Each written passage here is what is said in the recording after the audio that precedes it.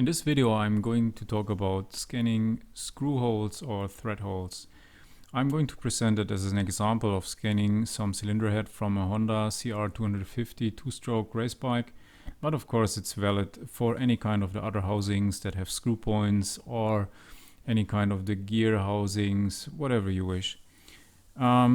This is a problem that you will face if you want to use your data for reverse engineering purpose and you need to find the proper positions of, let's say, the holes you want to use again. So first I will spray that cylinder head with ASAP to be sure that the black and reflective areas are fine.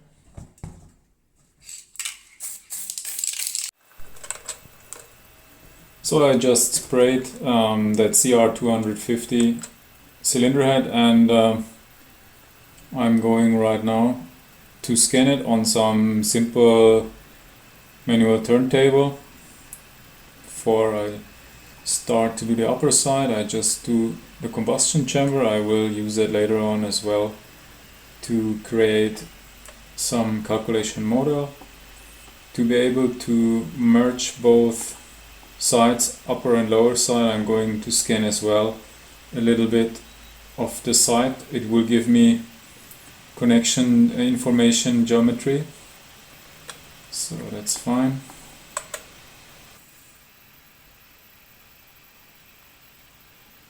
This kind of the geometry doesn't give you a lot of headache because here is a lot of casting texture on the object itself. So a not target or marker based scanner like the Spider will be easily able to process the data. You will have enough geometry information to create overlappings and merge the views he's scanning together, so no problem. That markers on that turntable is just for other scanners. There are no functional use of them in this case. So I will have a little bit problem with the hole from the spark plug because of black areas.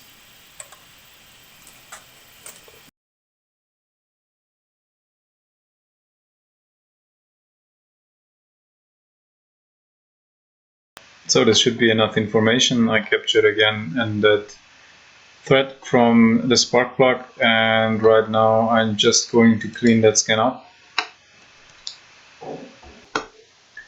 Okay, so let's start with this one. You see here that there is anyway some reflections. This is the typical kind of residuals that you will find in the case of reflective surfaces. Anyway, that's not a big problem. I'm just going to use a lasso, push the left mouse button and clean up what's below there. Okay, so I'm going to get rid of most of the noise just by marking what I want to keep. Inverse erase. Okay, same again.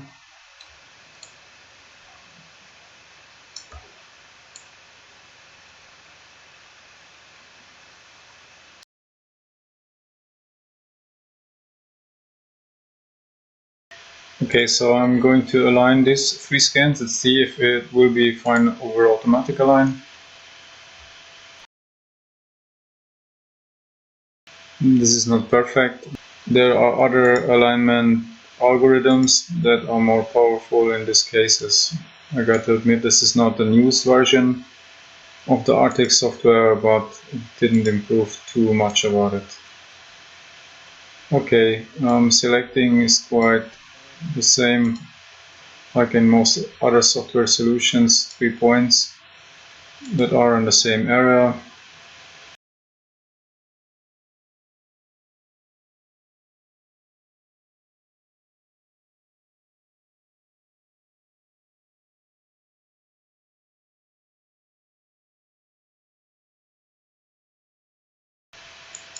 Okay, that looks for me a bit better. It seems like I have missed here some part of the combustion chamber. Let's see if it's just a surface normal topic. Okay.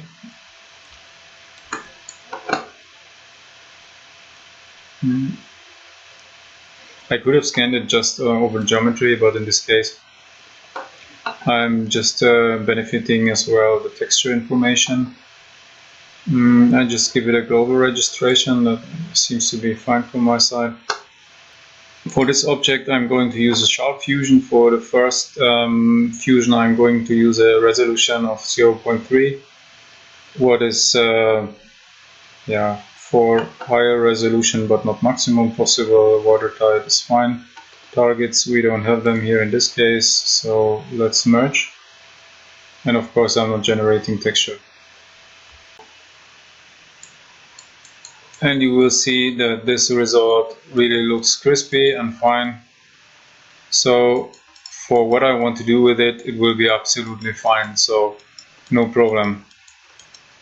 So just one thing that is from my side is something I don't want to have is, for example, that a bit more rounded edges here.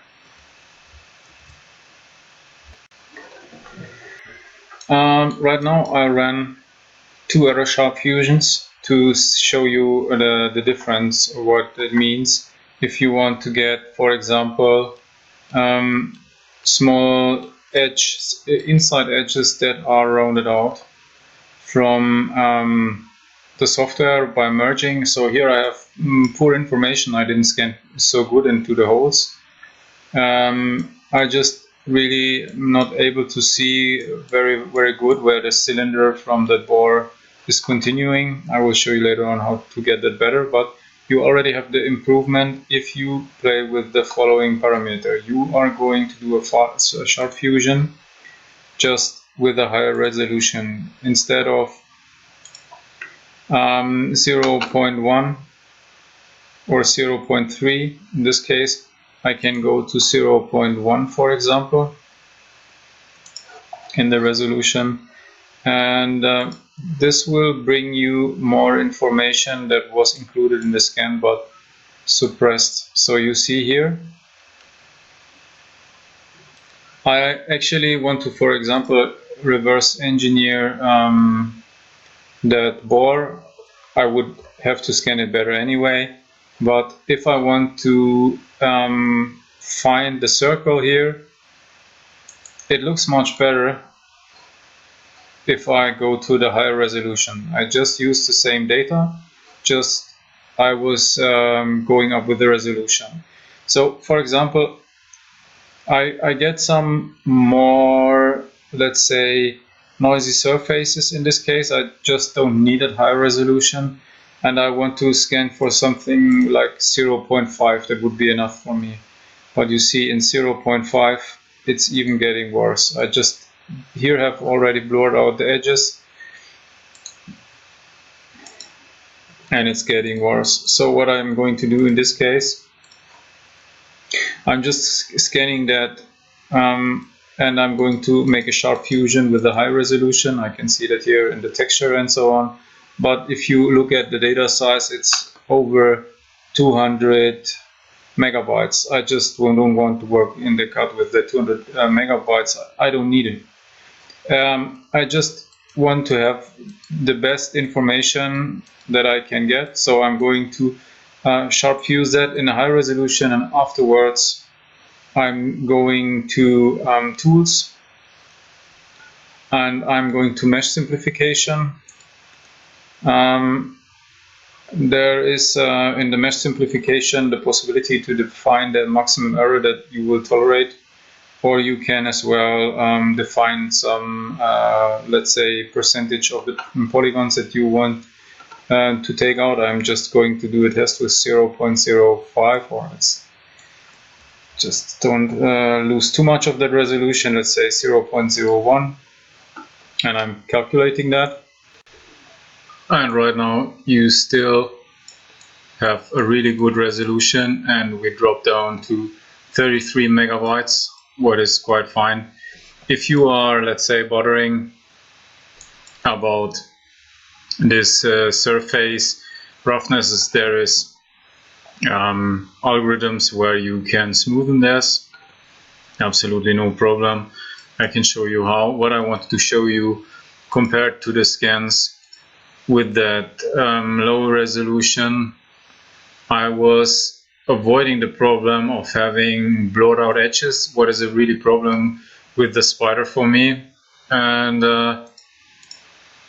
I anyway have a small size of the data I'm going to export. So if the object isn't huge, this is absolute good way how to increase that information, geometrical information that you can take from the object, and don't have an excess of data. So this is absolutely, let's say, a way how reverse engineering can be done better, or measurements can be done better, and you're just going to sacrifice a little bit of calculation time, but this is not a problem, I guess, because you don't have to sit beside a computer and do something for this. So smoothing out of that areas that is, let's say, a little bit rough, you can do it in two ways. There is smooth brush, so I can just locally smoothen out that areas with that smoothen brush. I just, let's say, click on the area that I want to smoothen out, and just for the combustion chamber, for example, I will be fine. I'm just caring about not smoothing too much the area that is the radius from the quench area into the calotte. That's important information. So for this area, I'm just going to go to a very small degree of surface smoothing, because this will not change that radius too much. I could do it as well over tools, do it globally. That means overall the whole part, and just going to start with one step to see how it looks. Yeah, it didn't change so much. Let's go up, and I think this is still fine for me. I still keep that edges inside the holes. I still don't have that blurring out so much. Okay, so another important topic, you will see that the holes from the top compared to below look much better. So what did I do differently? I will just show you that in the video, that you understand it. That's how you are able to get the maximum scanning depth that is possible. But this is a trick that will be limited for bigger screw holes in the range of M8, that means 8mm diameter, or maybe M10. If you're coming to small screw holes, like you are going to have to scan M6, M5, M4, it will not help you out so much. The problem is that you have a triangle capturing. That means that emitted light from the scanner has a triangle way. You can sketch that to the camera back. So for example, there is some kind of the light emitted that comes into this hole, and there is going back an information to the camera. That means I'm just going to sketch it like an eye or something like this, and this is how you measure the depth. And of course, if that let's say depth is let's say deeper than, for example, this connection here, you're going to lose the scan inside. That means if you try to scan deeper inside in some depth, it will happen that one of the signals is let's say cut off. That emitted light will maybe just not come to the inside of the hole inside, and then there will be no, let's say, reflection of the light back. Or it can happen that there is here some obstacle inside and the reflective light will not come to the camera. So scanning holes is in all the cases with optical 3D scanners limited by the fact that there is, let's say, some triangle light information. This varies quite a lot depending the model that you have and the scan field, but this is the problem that you will face. And I will show you how to get the maximum out of that. Just a moment. So to do that, I'm just going to go back to scanning mode. Hab nicht gemacht. Ich habe noch nicht gemacht. Du musst sagen, ja. Mach. 1, 2, 3. Jetzt. So when I'm back in scanning mode, I'm just going to focus on the holes, and I'm just going to adjust the angle to the inside that I see the deepest way possible inside that hole. I can just vary a little bit the distance, but it will have a rather smaller effect. So I'm just going to variate to what I see most inside a hole of the wall, and then when I'm there, I'm just keeping that angle with my hand and just keep turning like an old turntable, looking the best way inside the holes that I can. I just can move the hand up and down a little bit to come deeper in that. And I'm just going to scan all the holes inside that I have as possibility.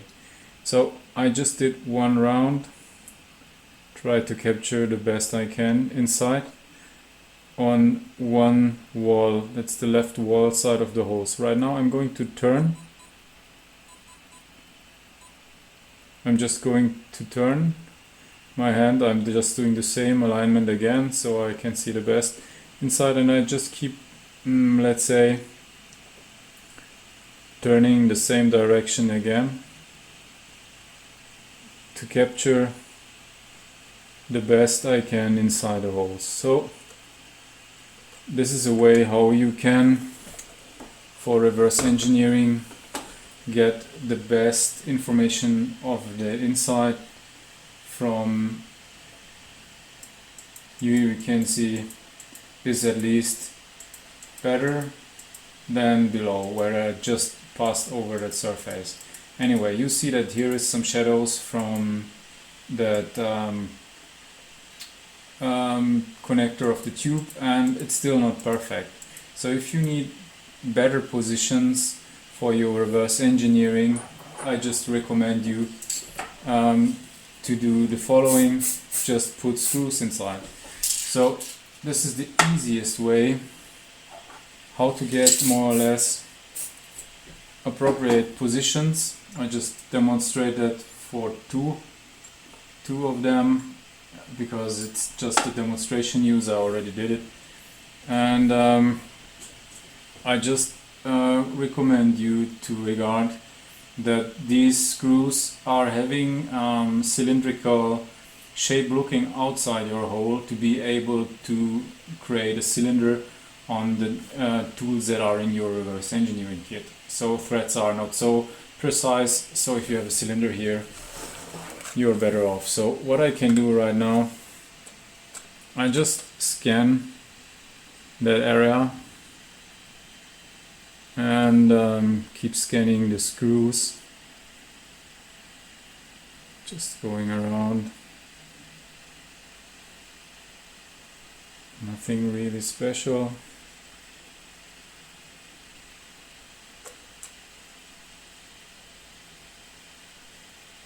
And here we are. Just if I stop right now, I can later on go back and create the positions of my screw holes over that positions that I get from that cylindrical areas. It's of course not the most precise possibility because there is still some play between the screw and the hole.